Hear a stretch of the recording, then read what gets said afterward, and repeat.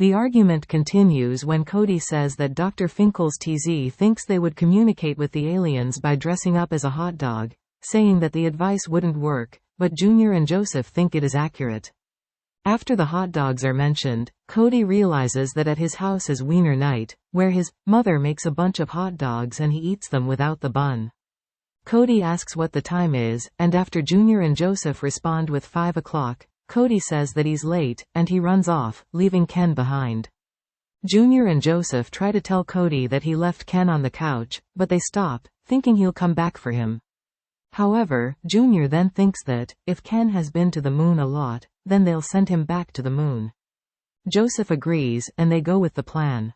They execute the plan by grabbing a bunch of balloons, tying them around Ken, and going outside to release him to space, and then the moon.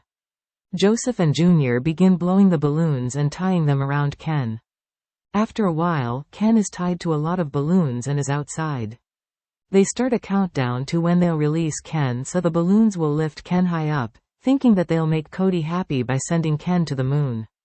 Once the countdown ends, they let go of Ken, and the balloons start floating Ken away from Junior and Joseph to the house in front of them.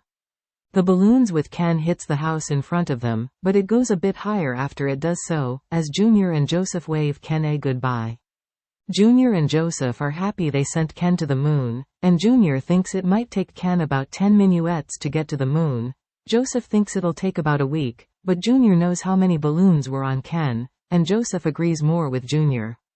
There's a doorbell during the two's celebration, thinking it was probably aliens at the door, but when they answer it, it's Cody, as he seems to be worried that if he left Ken at Junior's house.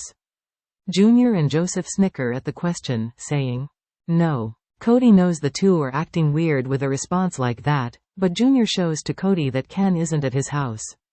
Cody goes inside the house, thinking he left Ken on the red couch, but he's unable to find him, and he sees that Junior and Joseph are still laughing at the question. Junior tells Cody, "I know exactly where Ken